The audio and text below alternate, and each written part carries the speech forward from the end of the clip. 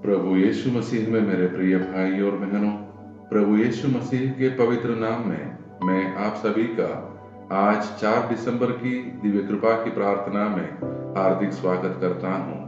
अडवेंट का यह पहला सप्ताह हम सभी को आशा, जागृति और प्रभु के आगमन की तैयारी की याद दिलाता है। हम आज सुबह उठे, यह भी प्रभु की असीम दया है।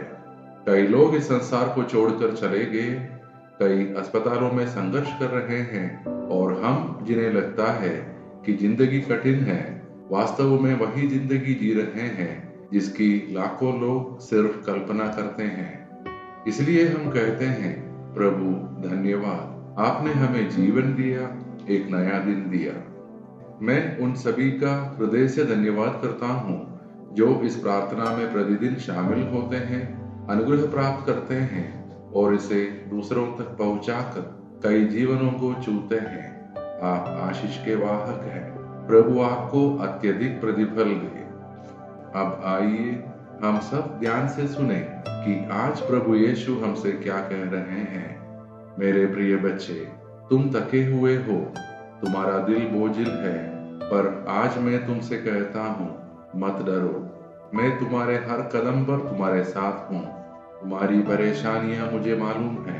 तुमने कई रातें रोते हुए बिताई है, कई दिनों में तुमने खुद को अकेला महसूस किया है, पर जान लो, तुम कभी अकेले नहीं थे। मैं तुम्हारे लिए कार्य कर रहा हूँ, even when you cannot see it। जहाँ रास्ता नहीं है, वहाँ मैं रास्ता बनाने वाला परमेश्वर हूँ। तुम्हारी प्रार्थनाएं अनसुनी नहीं गई, उनका जवाब तैयार है, बस मेरे समय पर। मैं तुम्हें अपने प्रेम से ढकता हूँ, मैं तुम्हें उठाता हूँ जब तुम गिरते हो, मैं तुम्हारा प्रकाश हूँ जब अंधेरा गहरा हो जाता है। मेरे बच्चे, आज मैं तुम्हें अपनी शांति, अपनी शक्ति और अपनी सुरक्षा देता हूँ। तुम्हारा भविष्य मेरे हाथ में सुरक्षित है। मेरी देरी तुम्हारी हार नहीं, तुम्हारी जीत की तैयारी है। विश्वास बनाए रखो, मैं तुम्हें कभी नहीं छोड़ूंगा। तुम्हारा प्रभु यीशु। मेरे प्रिय भाई और बहनों, आज का हमारा मनन का वचन संत मत्ती का सुसमाचार से है, अध्याय 7 पद संख्या 21 और 24 से 27। यीशु कहते हैं कि केवल प्रभु प्रभु कहना पर्याप्त नहीं, स्वर्ग का राज्य उन लोगों का है जो पिता की इच्छा पूरी करते हैं। जो व्यक्ति प्रभु की बातों को सुनकर उन पर चलने का प्रयास करता है, वह उस बुद्धिमान व्यक्ति के समान है जिसने अपना घर चट्टान पर बनाया और आंधी बाढ़ में भी वह नहीं गिरा। लेकिन जो सुनता है और पालन नहीं करता, वह मूर्ख है जिसने अपना घर रेत पर बनाया और वह तूफान में ढह गया। मेरे प्रिय भाई और बहनों, यह अडवेंट का सप्ताह हमें याद दिलाता है कि यीशु केवल हमारे शब्द नहीं, हमारा हृदय और कर्म देखता है। आइए आज के वचन के आधार पर हम कुछ बिंदुओं पर मनन करें। पहला, सिर्फ बोलना नहीं, जीना आवश्यक है। यीशु को पुकारना सुंदर है, लेकिन उनके वचन पर चलना, यही स्वर्ग के राज्य का मार्ग है। दूसरा, चट्टान पर घर बनाना, अर्थात जीवन के निर्णय, आदतें और मार्ग प्रभु के वचन पर आधारित हो। तीसरा, तूफान जीवन में आएंगे ही, बीमारी, आर्थिक संकट, रिश्तों की समस्याएं, पर यदि नींव यीशु पर है तो हम डगमगाएंगे नहीं, गिरेंगे नहीं। रेत पर घर वह है जब हम विश्वास को बोलते हैं पर जीते नहीं। अडवेंट हमें इस नींव को जांचने का मौका देता है।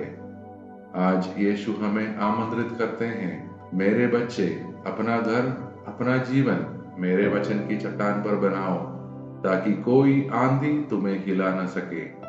तो अब आइए मेरे प्रिय भाई और बहनों, हम सब अपने आप को प्रभु के हाथों में सौंपते हुए मिलकर प्रार्थना करें।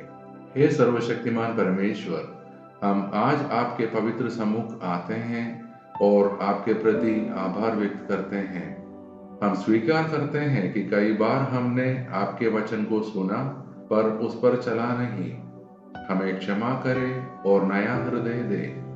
हम अपने परिवारों के लिए प्रार्थना करते हैं। प्रभु हर घर में प्रेम, मेल मिलाप और शांति स्थापित करें। कलह, गलतफहमियां और तनाव दूर करें। परिवारों को स्वास्थ्य, समृद्धि और पवित्रता से भर दे। हम अपने बच्चों के लिए प्रार्थना कर रहे हैं जो पढ़ रहे हैं या घर से दूर रह रहे हैं। प्रभु उन्हें अपनी सुरक्षा में रखे, उनके निर्णयों में बुद्धि दे, उन्हें अच्छे मित्र, अच्छे अवसर और पवित्रता का मार्ग दे। हम बीमारों के लिए प्रार्थना करते हैं कि हे प्रभु, जो शरीर, मन या आत्मा से पीड़ित है, यीशु के नाम में उन्हें चंगाई मिले। उनके दर्द, कमजोरी और डर को दूर कर दे।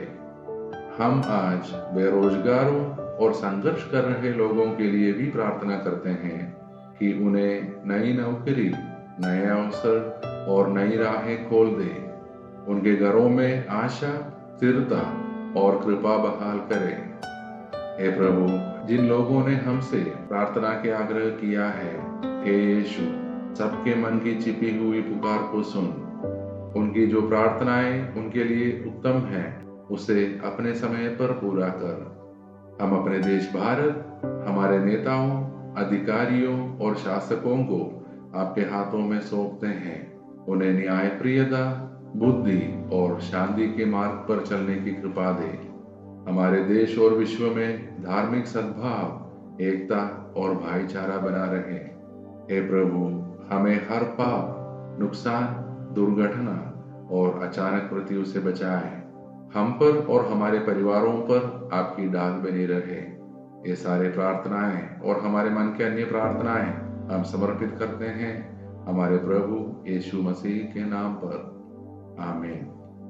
मेरे प्रिय भाई और बहनों, आज के वचन ने हमें प्रेरणा दी कि हमें सिर्फ सुनने वाले ही नहीं, करने वाले भी बनना है।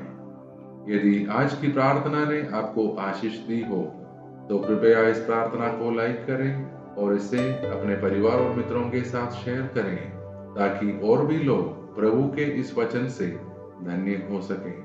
हम कल की दिव्य कृपा की प्रार्थना में फिर मिलेंगे। तब तक प्रभु हमको अपने प्रेम, सुरक्षा और अनुग्रह में बनाए रखे। आइए अब हम सब मिलकर अंतिम आशीष की प्रार्थना करें।